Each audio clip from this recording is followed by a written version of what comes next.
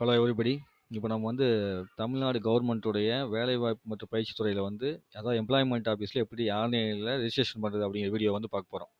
இதுதான் வந்து டிஎன் வேலைவாய்ப்பு டாட் ஜிஓ.ஐஎன் எம்பவர் அப்படிங்கிறது தான் வந்து இதோட யூஆர்எல். அதை அடித்தவொடனே இப்படி இருக்கும். இதில் நீங்கள் புதுசாக ரெஜிஸ்டர் பண்ண போகும்போது பார்த்தீங்கன்னா for new user ID registration click here அப்படின்னு இருக்குல்ல, இங்கே வந்து நீங்கள் கிளிக் பண்ணணும். கேண்டிடேட் லாகின் கிளிக் ஹியர் அப்படிங்கிறது ஏற்கனவே கேண்டிடேட் லாகின் பண்ணுறது, ரினியூவல் பண்ணுறவங்க பண்ணுறது, அப்டேட் ப்ரொஃபைல் பண்ணுறது. இப்போ நம்ம வந்து நியூ ரெஜிஸ்ட்ரேஷன் பண்ண போகிறோம். ஏற்கனவே இருக்கிறவங்க இங்கே யூசர் ஐடி பாஸ்வேர்ட் போட்டு ஃபர்கட் பாஸ்வேர்டு போட்டாலும் போட்டுக்கலாம். ஸோ இப்போ வந்து நியூ ரெஜிஸ்ட்ரேஷனுக்கு கிளிக் ஹியர் அப்படின்னு சொல்லி கிளிக் பண்ணியாச்சு. கிளிக் பண்ண உடனேவும் உங்களுக்கு டெர்ம்ஸ் அண்ட் கண்டிஷன் கேட்கும். அந்த டெர்ம்ஸ் அண்ட் கண்டிஷன் நீங்கள் படித்து பார்த்துக்கணும். இதில் என்னென்னா நாங்கள் கொடுக்குறதுலாம் வந்து உண்மையானது தான் அப்படின்னு சொல்லி போட்டுருவோம். அதுக்கப்புறம் வந்து யாரெல்லாம் வந்து இங்கே வேலை கொடுக்குறாங்களோ உங்களுக்கு அவங்க வந்து இந்த சர்டிஃபிகேட்லாம் வெரிஃபிகேஷன் பண்ணிக்கணும் அப்படின்னு சொல்லி இந்த கவர்மெண்ட் வந்து இதில் வந்து போட்டுருது. சரிங்களா?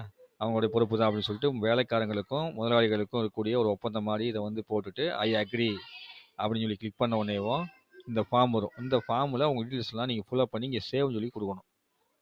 இதுதான் இந்த இதில் வந்து இப்போ ஒரு ஃபார்ம் வந்து நம்ம சும்மா டைப் பண்ணுற மாதிரி டைப் பண்ணுறோம். டைப் பண்ணுறப்போ இதில் ரவி அப்படின்னு சொல்லி டைப் பண்ணணும்னு வச்சுக்கோங்க.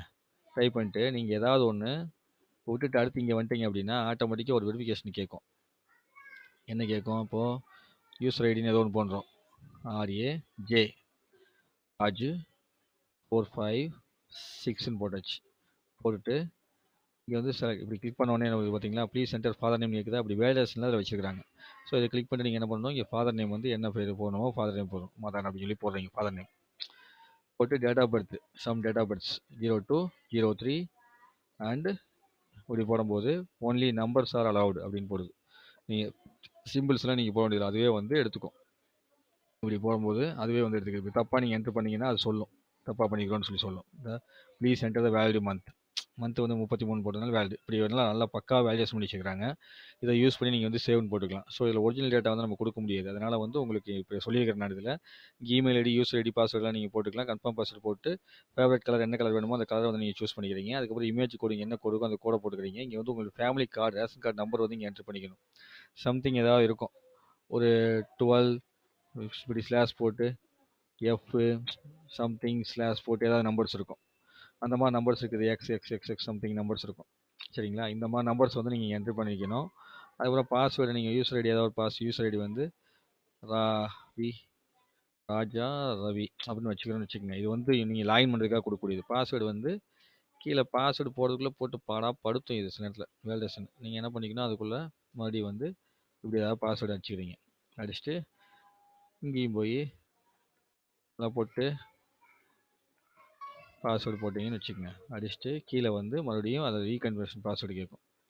அடிக்கிறீங்க. சம் எரர்ஸ் இருந்தது அப்படின்னா தான் இப்படி தான் பண்ணிகிட்டே இருக்கும். இப்போ ஏபிசி இங்கே வந்து மெயில் ஐடி வந்து abc@xyz.com அப்படின்னு வச்சாச்சு. Date of birth mobile number வந்து சம்திங் 124567 வச்சாச்சு. டேட் ஆஃப் பர்த் வந்து 2/20 வச்சுக்கோம். 20/12/1945 அப்படின்னு வச்சிடறோம். வச்சுட்டு இது முடிச்சாச்சு. யூசர் நேம் வந்து ரவி RVRA அப்படின்னு வச்சிடறோம். வச்சுட்டு இங்கே போயிடுறோம். அதுக்கப்புறம் இங்கே வரோம். Something password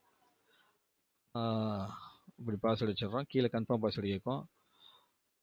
வச்சிடுறீங்க. வச்சு முடித்த உடனேவும் இங்கே வந்து இமேஜ் கோடு 3398D ஃபஸ்ட்டு கீழே வந்து இங்கே என்ன ஃபேவரட் கலரோ அந்த ஃபேவரட் கலர் செலக்ட் பண்ணிக்கிறீங்க. செலக்ட் பண்ணிட்டு சேவ்னு கொடுத்தீங்கன்னா உங்களுக்கு சேவ் ஆயிரும். ஓகேவா? இப்போ வந்து பாஸ்வேர்டு வந்து என்ட்ரு ஆக மாட்டேங்குது.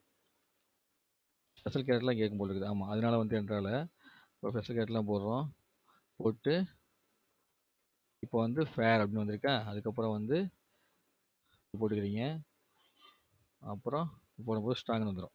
இதே பாஸ்வேர்டு கீழே போடணும். கீழே வந்து தப்பாக பாஸ்வேர்டு போட்டிங்கன்னா என்ன ஆகுதுங்களா, கன்ஃபார்ம் பாஸ்வேர்டு லைக் திஸ் அப்படின்னு போட்டு நீங்கள் கொடுத்தீங்கன்னா கன்ஃபார்ம் பாஸ்வேர்டு இங்கே வரவே வராது. ஸோ இதெல்லாம் போடணும். ஸ்ட்ராங் பாஸ்வேர்டு இருந்தால் இப்படி வரும். ஸ்ட்ராங் பாஸ்வேர்டு இருந்தால் இங்கே டிஸ்பிளே ஆகும்.